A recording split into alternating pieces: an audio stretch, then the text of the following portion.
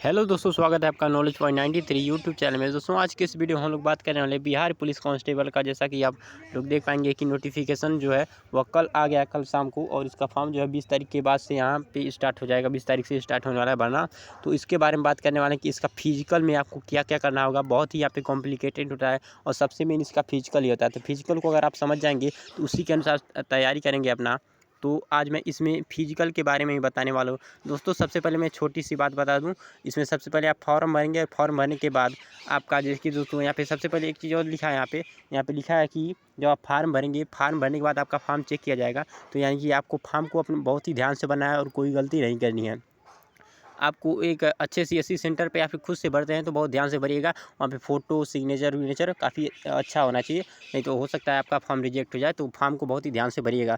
Form भरने के बाद जब आपका फॉर्म सही रहेगा तो आपका लिखित परीक्षा करा जाएगा। लिखित परीक्षा में दोस्तों थोड़ा सा मैं बता दूँ, यहाँ पे 100 क्वेश्चन होते हैं और 100 क्वेश्चन आपके 2 घंटे में करने होते हैं। उसके अंदर आपको मैं बता दूँगा कौन कौन से सब्जेक्ट होते हैं और कितने कितने अंक के होते हैं। उसके लिए मैं नेक्स्ट वीडियो लाने वाला हूँ और इस वीडियो में केवल फिजिकल को बताने वाला हूँ। तो चलिए दोस्तों बताते हैं। दोस्तों जो लोग लिखित परीक्षा पास कर लेंगे उनका फिजिकल होगा दूसरे चरण में। तो दूसरे चरण में चलिए देखते हैं फिजिकल में क्या क्या होगा।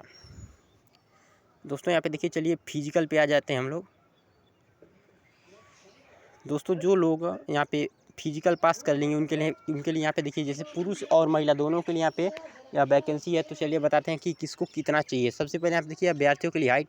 तो आप फिजिकल सेंटर पर जाएंगे तो सबसे पहले आपकी हाइट नापी जाएगी। तो हाइट आपको कितनी होनी चाहिए, देखिए दोस्तों यहाँ पे सबसे पहला ऊंचाई दिया है। देखिए, अनारक्षित यानी सामान्य एवं पिछड़ा वर्ग के पुरुष के लिए न्यूनतम 165 सेंटीमीटर। यानी आप अगर सामान्य में या फिर पिछड़ा वर्ग में आते हैं तो आपकी हाइट जो है कम से कम 165 होनी चाहिए। दोस्तों 165 लिखा है, लेकिन अगर आपकी हाइट थोड़ा सा और बढ़ा लीजिएगा।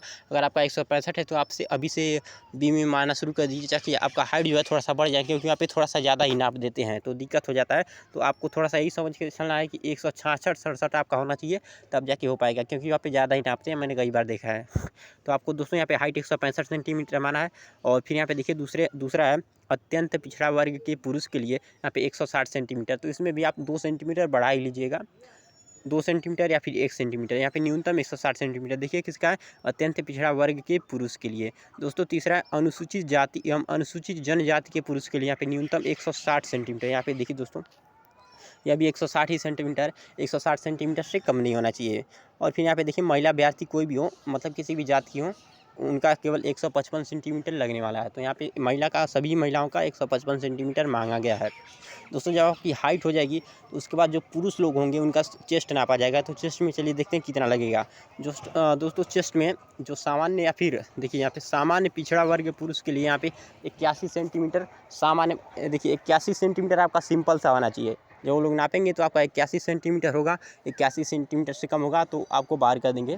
तो दोस्तों चेस्ट जो होता है, अगर आपका 81 सेंटीमीटर है तो इसमें कोई दिक्कत नहीं है, इसमें कोई बड़ा के नहीं नापते हैं।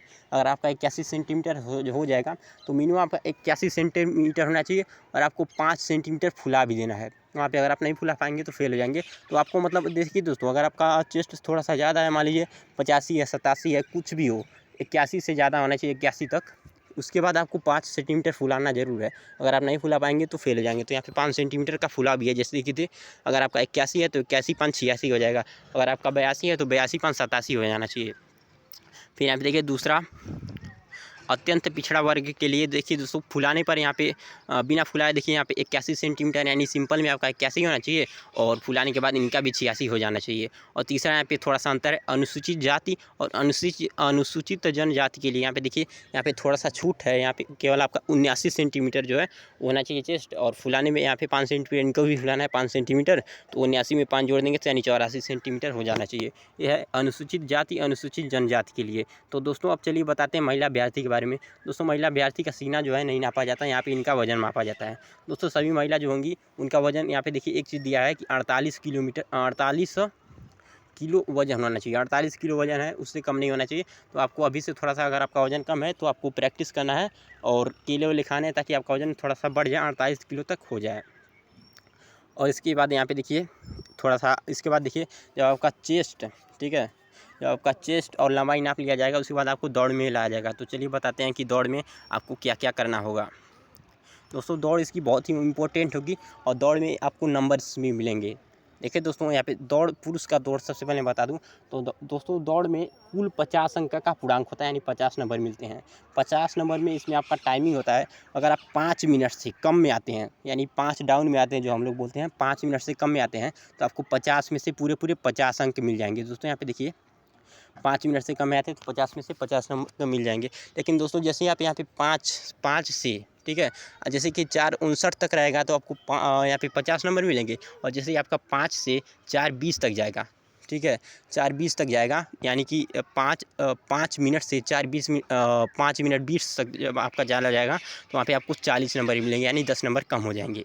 फिर यहाँ पे देखिए दोस्तों 5:20 से ऊपर, ठीक है, याद रहे 5:20 से ऊपर और 5:40 तक, ठीक है, 5:20 से ऊपर और 5:40 तक आपको देखिए यहाँ पे 30 ही नंबर मिलेंगे।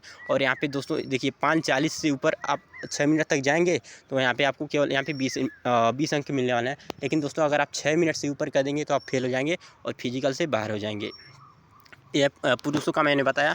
तो सबसे पहले आपको ट्राई करना है कि 5 मिनट के अंदर आ जाए, यहाँ पे 50 नंबर मिल जाएगा, क्योंकि अंक का बहुत ही रोल होता है लास्ट में जब फाइनल मेरिट बनती है। तो फिर यहाँ पे महिला की बात करें तो महिला का यहाँ पे देखिए दोस्तों, महिला का जो दौड़ होगा वह 1 किलोमीटर का होगा। 1 किलोमीटर में जो महिला 4 मिनट से कम में आ जाएगी, ठीक है, जो लड़कियाँ 4 मिनट से कम में आ जाएंगी, 4 डाउन यानी कि 50 अंक मिलेगा। और देखिए 4 मिनट से 4:20 तक, ठीक है, 4 मिनट 20 सेकंड तक आपको 40 नंबर मिलेगा। फिर यहाँ पे 4 मिनट 20 सेकंड से 4 मिनट 40 सेकंड तक यहाँ पे 30 नंबर मिलेगा।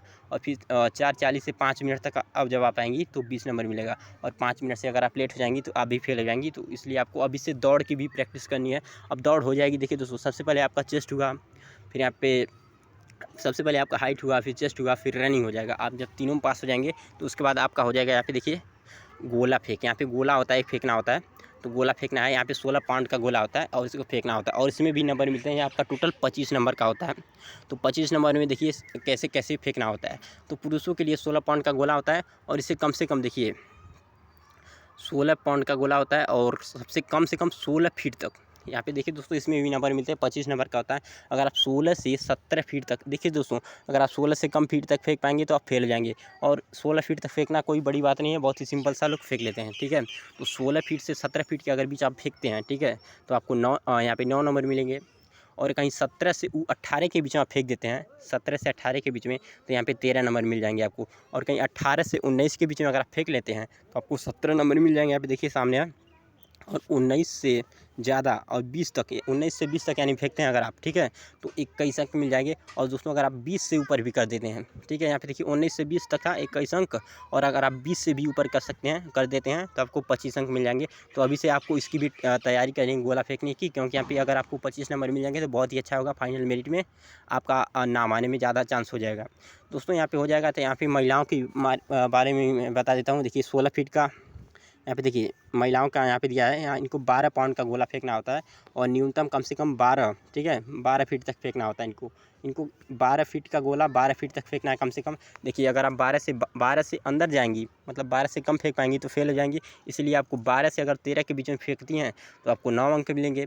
और फिर यहाँ पे 13 से 14 के बीच में फेंकती हैं तो 13 अंक मिलेंगे। 14 से 15 के बीच में फेंकती हैं तो 17 अंक मिलेंगे। फिर 15 से देखिए 14 से 15 के बीच में फेंकेंगी तो 17 अंक मिलेंगे। फिर 15 से 16 के बीच में फेंकेंगी तो 21 अंक मिलेंगे। और फिर 16 से अगर आप ज़्यादा आपका आ गया तो आपको 25 अंक मिल जाएंगे पूरे के पूरे।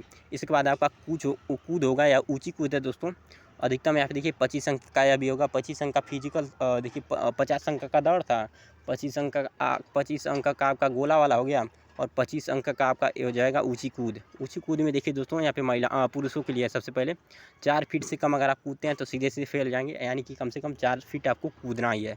तो दोस्तों इसमें भी नंबर मिलते हैं। देखिए दोस्तों अगर आप 4 फीट कूदते हो, ठीक है, तो वहाँ पे 13 अंक मिलेगा। और कहीं अगर आप 4 फीट 4 इंच तक कूद जाते हो, 4 फीट 4 इंच तक, तो आपको 17 अंक मिलेगा। और कहीं आप 4 फीट 8 इंच तक कूद जाते हो तो आपको 21 अंक मिलेगा।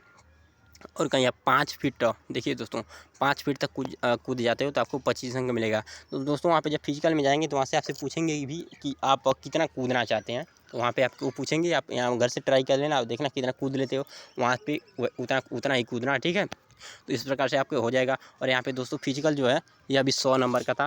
परीक्षा 100 नंबर का होने के बाद उसमें जो बच्चे पास होंगे वो फिजिकल लेंगे, इनका भी 100 नंबर का होगा।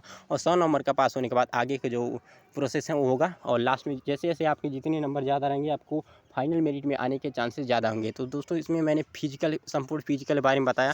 तो चलिए यहाँ पे थोड़ा सा ये हो गया, शायद महिलाओं का भी हो गया।